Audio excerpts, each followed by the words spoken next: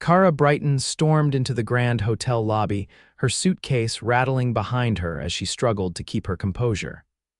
She was exhausted, frustrated, and dangerously close to losing her temper.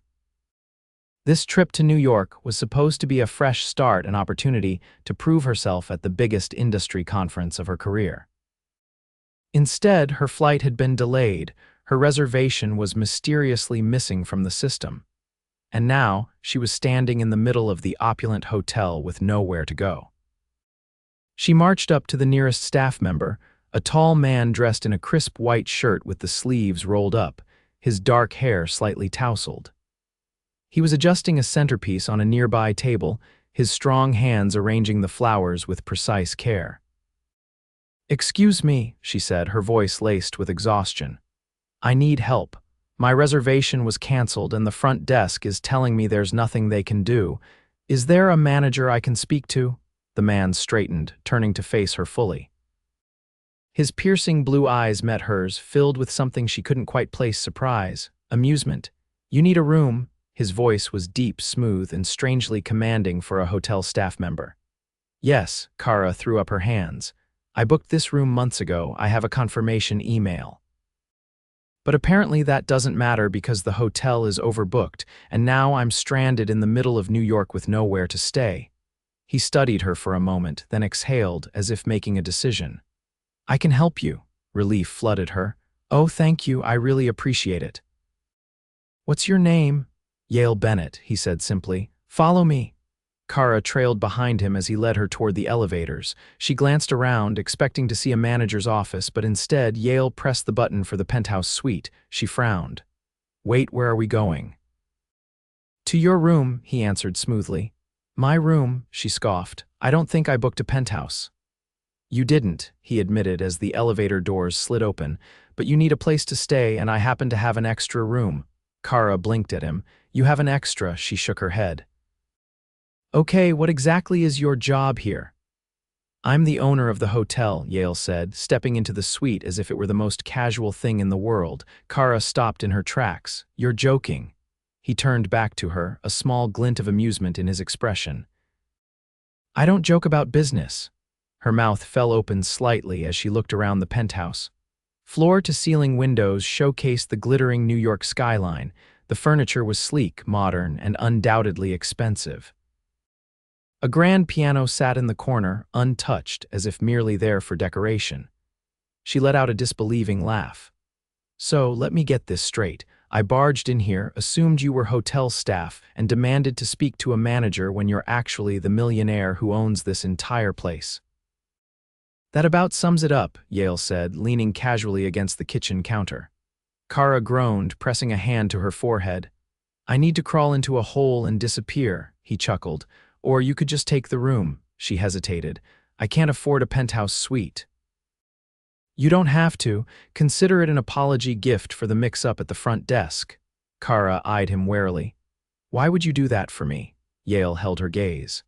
"Because you're the first person in a long time who's spoken to me like a normal human being instead of a business asset." Her stomach did an odd little flip at that. "Besides," he added, "I have a feeling you'd rather sleep here than on a bench in Central Park." She sighed. "Fine, but only for one night." Yale gave a slow nod. "One night." But neither of them knew that one night would change everything. Cara stood in the middle of the penthouse suite, gripping the handle of her suitcase like it was the only thing grounding her to reality. The city lights stretched endlessly beyond the massive windows, a dazzling display of wealth and power that felt completely out of reach for someone like her. She had expected a cramped hotel room with questionable carpeting, not this. Yale moved across the room with an ease that made it clear he belonged in this world. He reached into a sleek bar cabinet and pulled out a crystal decanter, pouring amber liquid into a glass. Without asking, he set it on the marble counter in front of her. "You look like you need this," he said. Cara eyed the drink suspiciously. "You always offer strangers expensive liquor, or am I just special?" A slow grin tugged at the corner of his mouth. "You're the first person who's mistaken me for an employee and then proceeded to demand customer service. That earns you a drink," she exhaled, finally setting her suitcase down. "I can't believe I did that." You were frustrated, it happens. She hesitated before picking up the glass, swirling the liquid. Still, I should probably apologize. I was kind of persistent, he interrupted. I was going to say a nightmare, but sure, let's go with persistent. She took a cautious sip, the warmth of the whiskey spreading through her chest. So, what's your deal, Yale? You own this place, but you're out here adjusting floral arrangements like a hotel concierge. His expression shifted, something unreadable flickering behind his gaze. I like to make sure things are running smoothly. Sometimes that means handling the details myself. Kara studied him. There was something almost restless about him, like he wasn't entirely comfortable in the space he occupied. You don't seem like the type of guy who enjoys sitting behind a desk all day. You'd be right, he admitted. But that's the job. Running hotels means dealing with numbers, investors, expansion plans, not exactly thrilling dinner conversation. She arched a brow. You think I'm here for thrilling dinner conversation? He leaned forward slightly, elbows resting on the counter. Are you? Kara laughed, shaking her head. I'm here because my reservation got mysteriously erased, and now I'm stuck in a penthouse with a hotel mogul who apparently moonlights as a florist. Yale's lips twitched. I'll have you know, those arrangements cost more than your original hotel stay. Well, now I feel even worse about knocking into them earlier. You're not the worst guest I've had, he said. That's not exactly reassuring. He tilted his head slightly, considering her. You're different from the usual crowd that stays here. Kara raised an eyebrow. Because I don't belong in a place like this. Because you're not trying to impress anyone. She opened her mouth to respond, but something about the way he said it made her pause. He wasn't mocking her, if anything. There was something almost appreciative in his tone. Kara set her glass down. This has been a weird day, Yale inclined his head. I imagine waking up in a different city than you planned tends to do that, she sighed. Yeah, well, I didn't come to New York for the luxury experience. I'm here for a real estate conference. I'm trying to get my business off the ground, and this was supposed to be my big break, but of course, nothing is going according to plan. A brief silence stretched between them before Yale spoke. What kind of business? Property management, she said. Except I don't have enough properties to manage yet. His gaze sharpened slightly. You're trying to build something from the ground up. Pretty much, she let out a dry laugh. I probably sound crazy, competing in real estate when people like you own entire hotel chains. You don't sound crazy, he said, watching her carefully. You sound ambitious, she blinked. That's not the reaction I was expecting. What were you expecting? A polite nod and a good luck with that before you go back to drinking whiskey worth more than my rent. Yale chuckled, shaking his head. I know exactly what it's like to fight for something most people think you'll never achieve.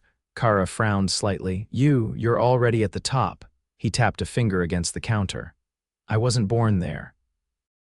Something in his tone made her hesitate before she asked, Then where did you start? Yale didn't answer immediately. Instead, he leaned back slightly, taking a slow sip of his drink. Further away from this world than you might think. She studied him, curious. There was something about the way he carried himself, confident but not arrogant, as if he'd had to learn how to fit into this life rather than being handed it. Before she could press him further, he pushed off the counter. You should get some rest. Long day ahead of you tomorrow, right? Kara exhaled, realizing just how exhausted she really was. Yeah, early conference panels and awkward networking, my favorite combination. Yale gestured toward one of the doors leading off the main living area. That room's yours for the night. Fresh linens, stocked minibar, and no front desk errors this time. She shook her head, still not entirely believing this was happening. I owe you for this. You don't. Well, I feel like I do. His gaze held hers for a beat longer than necessary. Then maybe you'll have a chance to return the favor. Something about the way he said it sent an unexpected shiver down her spine. But before she could analyze it, he turned and disappeared down the hall, leaving her standing in the middle of a penthouse she never should have stepped foot in, wondering how a single mistake had led her here. Morning light filtered through the sheer curtains of the penthouse, casting a golden glow over the luxurious space. Kara stirred, momentarily disoriented by the plush mattress beneath her. It took her a few seconds to remember where she was. The penthouse. Yale Bennett. The absurdity of it all crashed over her, but there was no time to dwell. She had a conference to attend. She hurried through her morning routine, determined to put last night behind her. By the time she stepped into the living area, Yale was already there, dressed in a tailored suit that looked effortlessly expensive. He was pouring coffee into a sleek, white mug, his movements unhurried. "You're up early," he observed, handing her a second cup without asking if she wanted one. "I've got a full schedule ahead," she replied, accepting it. "Thanks for this and for letting me stay last night. I'll be out of your way soon." He leaned against the counter, watching her over the rim of his own cup. No rush. "But before you go, humor me. How do you plan to make an impression at this conference?" She hesitated, caught off guard by the question. "Networking, pitching my ideas to potential investors, hoping someone gives me a shot." His expression remained unreadable. "Hope isn't a strategy," she bristled slightly. "It's what I've got." He set his cup down. "What if you had something better?" She narrowed her eyes. "What are you getting at?" "I have a meeting at that same conference today," he said. "I could introduce you to the right people, put you in the kind of rooms where decisions actually happen." Her stomach clenched. "Why would you do that?" He studied her, as if deciding how much to say. "Because I know talent when I see it. And because I've been where you are trying to break into an industry where the doors don't open easily." She wanted to say no, to insist she didn't need anyone's help, but the truth was, this could change everything. After a beat, she exhaled. "All right. Let's see what happens." A few hours later, Kara found herself stepping into an exclusive section of the conference she hadn't even known existed. The main floor was chaotic, filled with eager entrepreneurs vying for attention. But Yale led her through a set of double doors into a private lounge where the real power players gathered. The shift in atmosphere was immediate. Conversations were quieter, more deliberate. The people here weren't pitching, they were deciding. Yale guided her toward a group of executives who greeted him with familiarity. "This is Kara Brighton," he said smoothly. "She's building something worth paying attention to." Kara's pulse thundered, but she pushed through the nerves. She spoke confidently about her vision, detailing her strategy, her experience, her determination. To her astonishment, they listened.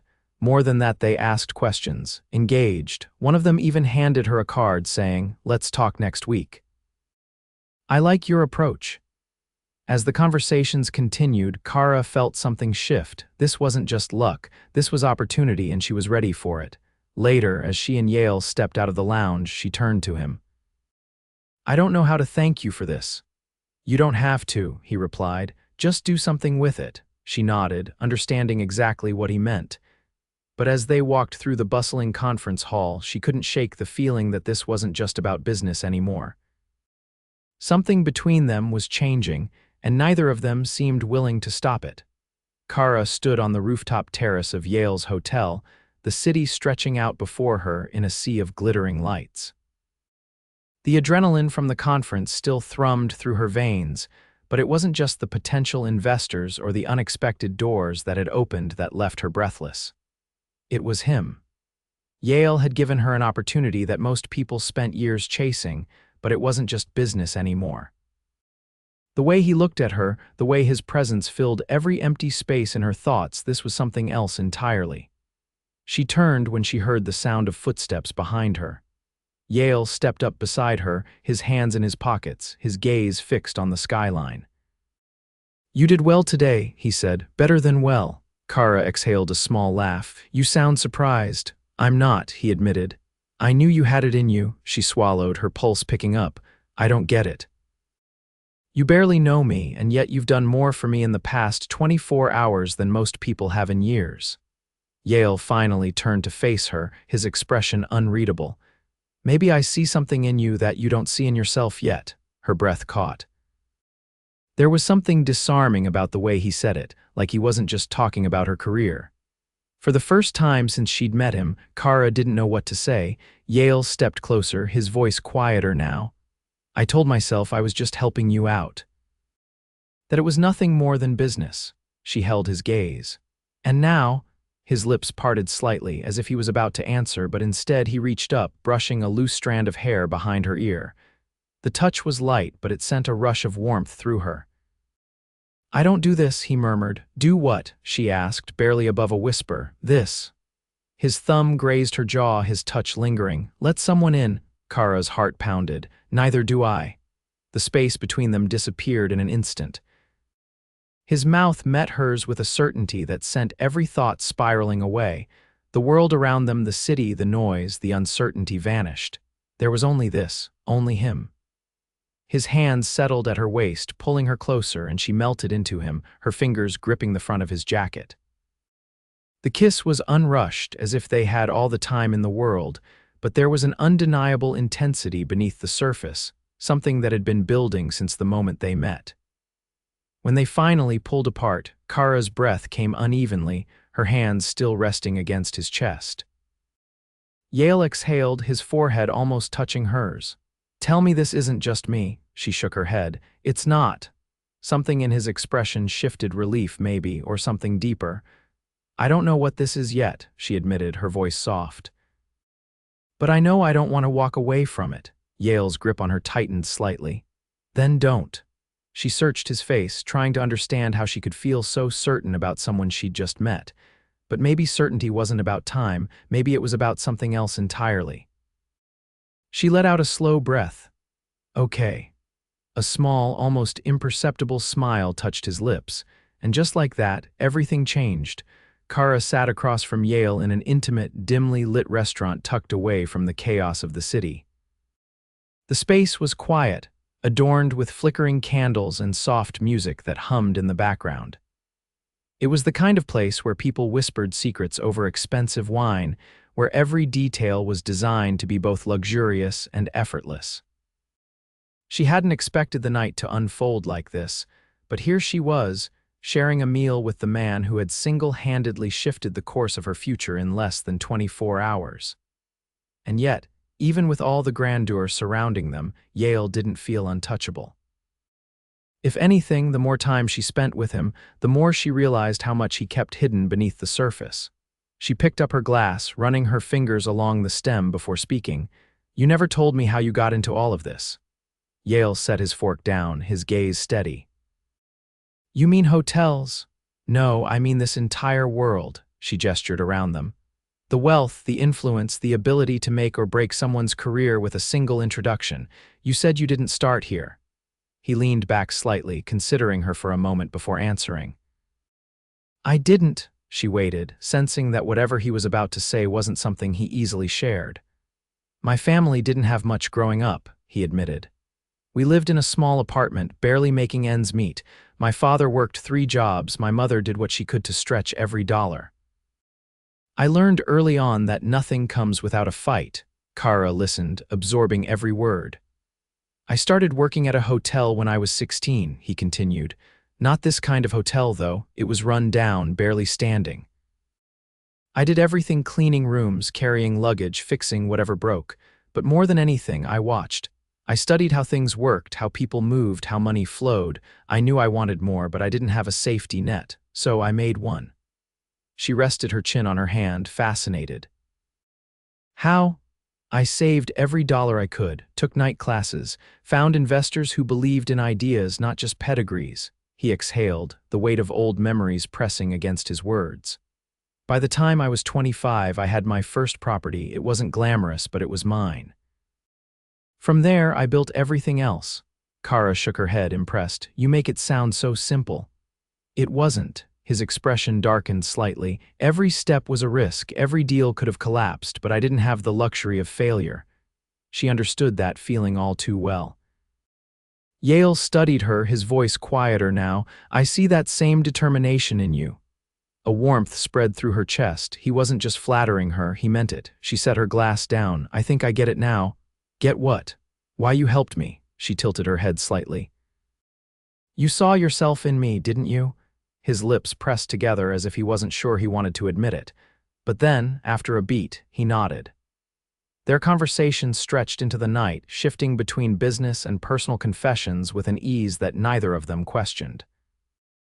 By the time they left the restaurant, the air between them was heavier not with uncertainty, but with something undeniable. Outside, the city buzzed around them, but Kara barely noticed. Yale glanced at her. "Let me take you somewhere." She hesitated, but only briefly. "All right." Minutes later, they were in the back of a sleek black car, weaving through the streets until they pulled up to a towering glass building. "This is one of your hotels," she guessed as they stepped out. "Not exactly." He led her inside, nodding at the staff who greeted him like royalty. They took a private elevator to the rooftop, and when the doors opened, Kara's breath caught. The entire city stretched out below them, glittering like a sea of stars. The space was secluded, untouched by the noise of the world below. She turned to Yale, her voice barely above a whisper. "This is incredible." He didn't look at the city, he looked at her. "I wanted you to see what's possible." Her heart pounded. "For me, for us." The words lingered between them, heavy with meaning. She swallowed. "Yale, but before she could finish, he reached for her, his hands coming to rest on her waist. His touch was steady, grounding. "I don't rush into things," he said. "I don't gamble on emotions. But with you, I don't want to waste time pretending this isn't real." Kara's pulse quickened. "I know it's fast," he continued. "But tell me the truth, do you feel it too?" She met his gaze, and in that moment she knew. "Yes." Relief flickered across his face before he pulled her into him, their lips meeting in a breath-stealing kiss. This wasn't just attraction. This was something deeper, something that had been building from the moment she mistook him for a hotel staff member. And now there was no turning back. Kara hadn't expected the shift between them to be so seamless, but after that kiss on the rooftop, something settled. What had started as an impossibility, a brief intersection of two entirely different worlds, now felt inevitable. The days that followed blurred into a whirlwind of late-night conversations, stolen glances across crowded rooms, and moments that felt heavier than they should have. Yale didn't just open doors for her, he walked through them with her. He introduced her to people who mattered, people who now took her seriously because he had made them listen. But it wasn't just about business anymore. One evening, as they walked through the quiet streets of the city, Yale slowed his pace and reached for her hand. The feel of his fingers lacing through hers sent warmth through her chest, but she didn't pull away. "You're quiet tonight," he said after a moment. Kara exhaled, watching the lights from the storefronts flicker against the pavement. "I guess I'm just trying to process it all. A week ago, I was struggling to even get people to hear my ideas. Now, I have meetings lined up with investors who actually see potential in what I'm building." His grip tightened slightly. "That's because they should have seen it all along." She glanced at him. "You really believe that, don't you?" He stopped walking, turning to face her fully. "I wouldn't have put my name behind yours if I didn't." Her throat tightened. "You didn't have to do all this for me. I wanted to." She searched his face, trying to understand what it was about him that made her trust him so easily. He had every reason to keep his world separate from hers, and yet he kept pulling her deeper into it. A soft breeze carried the scent of freshly brewed coffee from a nearby shop, and Kara took a steadying breath. "Yale, where is this going?" His expression didn't waver. "Where do you want it to go?" She hesitated. "I don't know how to exist in your world." His eyes softened. "Then don't. Stay exactly as you are. That's why He stopped himself, exhaling. Her heart pounded. "Why you what?" He hesitated for only a second before answering. "Why I want this to be more than just something temporary." The words settled between them, heavy with meaning. Kara swallowed. "This doesn't feel temporary to me either." A slow breath left his lips, as if he'd been waiting for her to say it. Then, with that same quiet certainty he always carried, he reached for her, pulling her close until her forehead rested against his. They stayed like that for a long moment, the city moving around them, but neither of them noticing. The next few weeks were a whirlwind of change. Kara's meetings turned into contracts, her once distant dreams now taking form in ways she had barely dared to hope for. But through it all, Yale was there not as a silent benefactor, but as someone who saw her not just for what she was building, but for who she was. One evening, as she stepped into the penthouse after another long day, she found Yale waiting for her, a single envelope resting on the coffee table. She raised an eyebrow. "What's this?" He gestured toward it. Open it. Curious, she picked it up and slid the paper from inside. As she read, her breath caught. It was a property deed. Her eyes snapped to his. Yale, he held up a hand. Before you say anything, hear me out. This isn't a gift, it's an investment. I want to be your first major client. She blinked. You want me to manage one of your properties? I want you to manage this one. He stepped closer.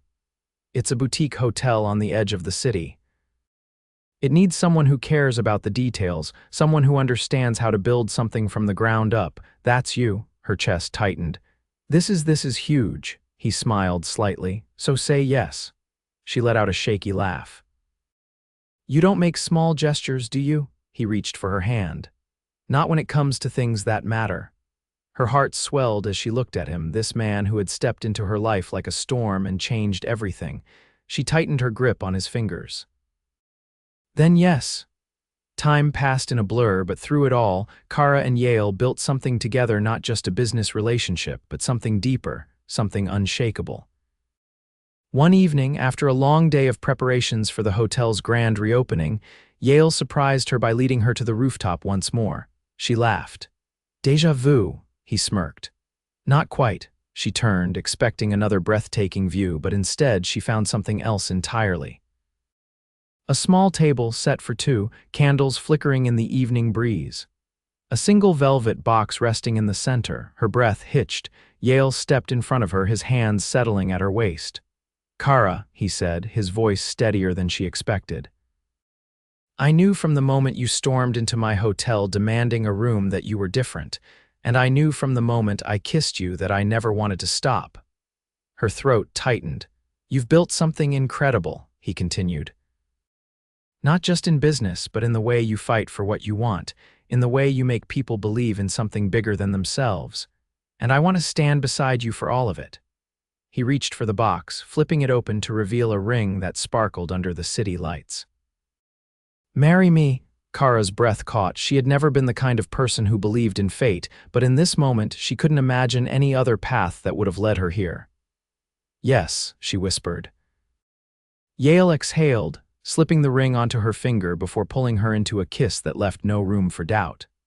And just like that, what had started as a mistake, a missing hotel reservation, a chance encounter became the greatest decision of her life.